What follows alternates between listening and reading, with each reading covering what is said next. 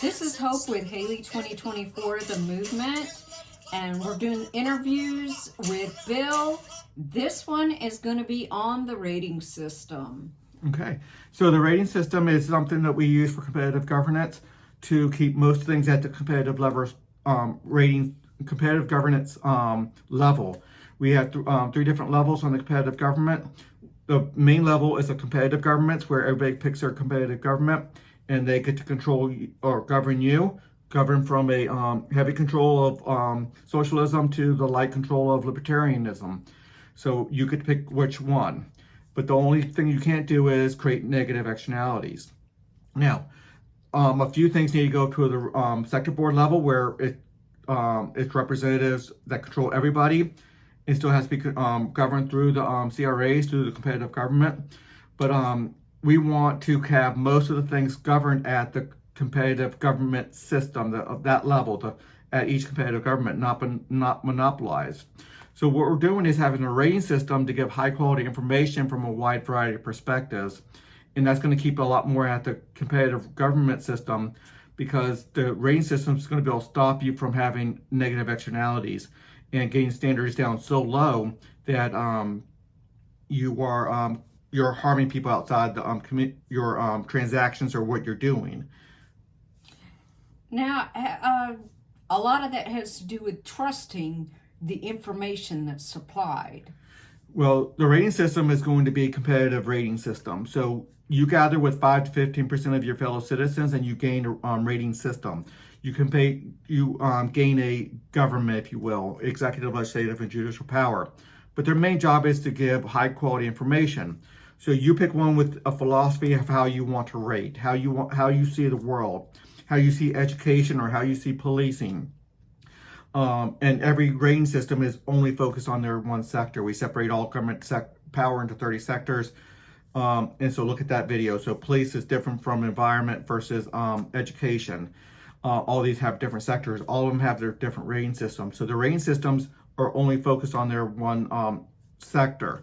So let's just talk about education for right now. How's that education being done? Some people want a lot more CRT and liberal philosophies, and some people want more conservative philosophy, patriotism, religion, and the like within their education. Same thing with the environment. A lot of different ways to look at the environment, and a lot of people are different. So we don't want a monopolized rating system where you get biased or one-sided viewpoints of how you want to rate things.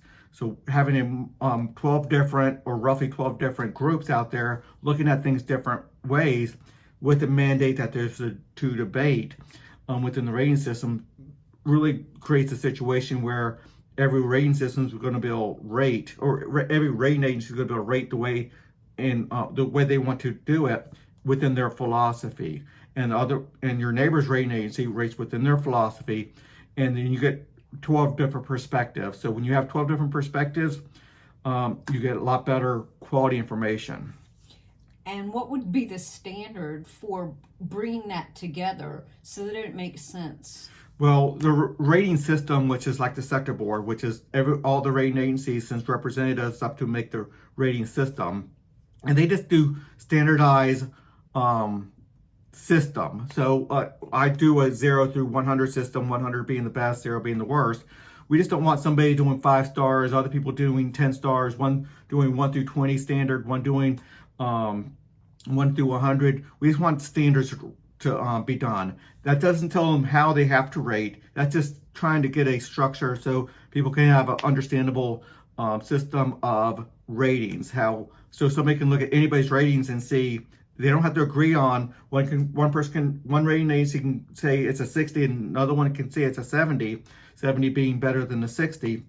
But we just don't want one to be colors and one to be stars and one to be a whole bunch of different things that we have now out there within different systems. We just want it to be understandable. So they're going to collect it and force everybody to create one kind of standard for understandableness. To be understandable, not to how they want to rate, but just the standards of the structure of it. That's right, and it needs to be visible too. Right. So it's going to have to be on all the products in the store. the stores will have a rating based off of their products that they sell, and it's going to go all the way up and down the supply chain. So if you can't get away from, you can't just have a storefront that's highly environmentally friendly, but you're buying supplies from somebody who polluted a river or something.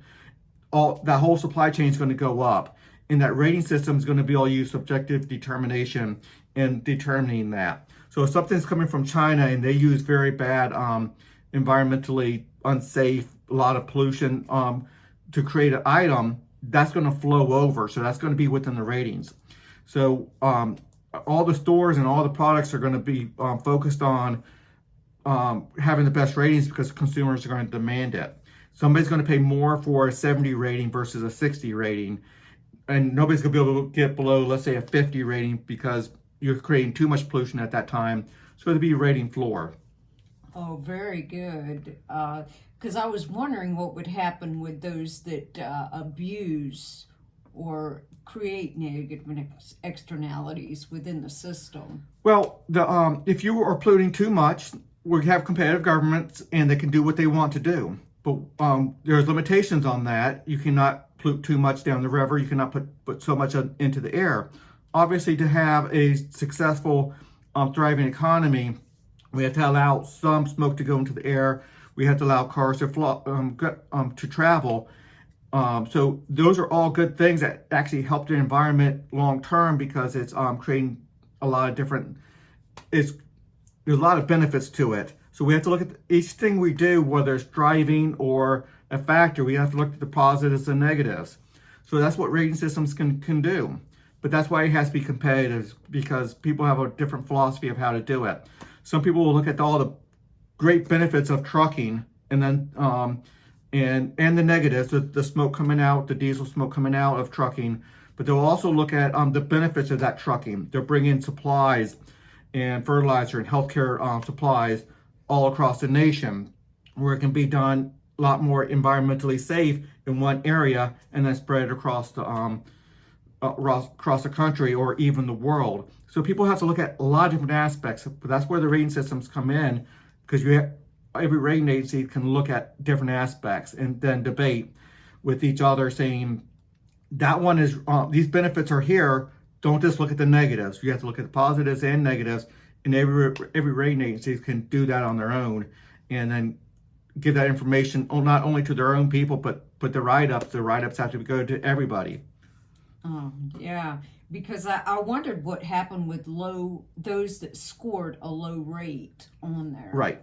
There will be the rating system where all the rating agencies, you select yours, and then you elect your leaders within your membership, and then they send representatives up to the rating system. And at some point, the standards get so low that we have to say as a society, you're polluting too much. You're not educating your children nearly enough. We want educated citizens when they get to be 18 or whatever. So your standards are too low. Your building codes are too low, and this building can fall into the next building and harm people or the buildings or property of others. So when it starts harming other people or threatening that harm, it's a negative externality, and so those standards will set a rating floor saying that standards are just too low. But I don't think it's going to get to that too much because most people are not going to want to walk into a restaurant with low food standards. It's on their door. If you go into a restaurant and it has a 55, the rating floor might be a 50, but let's say it's at 55, but the restaurant across the street is a 70, and that 5-star restaurant maybe is at 80 or 90. You might not go for that 90 because the dollar amount will be too high, but you're going to go for that 80 a lot better than you will for that 55 because you know there's not the food safety is just not up there to where you want. But you also don't want to have to pay the astronomical prices of a 5-star restaurant just to get that 80 or 90, where 70, 75 is going to be an adequate food safety, but just not the top notch. And we want people to be able to pick which level of safety that they want to go with. And obviously, as people become wealthier, they want more and more safer product. Last question. And as far as being a part of the rating system, Is there a fee for that? Well, the fee for the rating system, because everybody has to be involved, everybody has to pick one, and the rating system will charge you a fee. Right now, I'm looking at roughly one half of 1% of GDP, which is about $100 billion. So it's a lot of money, but it's not a significant portion of anybody's income. So every every RA rating agency will charge a fee, and your rating agency gets to charge whatever fee they want to. Obviously, there will be a standard where it goes too low and they're just not doing anything. They have to do their job. However, everybody charges their fee. So one half of 1% is not a large percentage. We're not talking huge infrastructure here. We're just talking about people going out and inspecting things. So some people might want to take some of that responsibility away from the government and move it towards the rating agencies because they think it's more important. But it's an independent. No, the competitive governments are going to be able to control what they want to do, and they're going to give good information as well. We will want independent rating agencies to be able to look from the outside in and be able to rate. And they deal with low integrity issues as well. Rating agency has a lot to do with low integrity. They have a court system for fraud, abuse, and corruption. So there's a lot more on my website. I have a lot of videos on there. I have a constitutional amendment that deals with it. I have just full write-ups on it. So look at my video or whatever social media plan you're on. We'll probably have videos dealing with the rating system. So until the next video.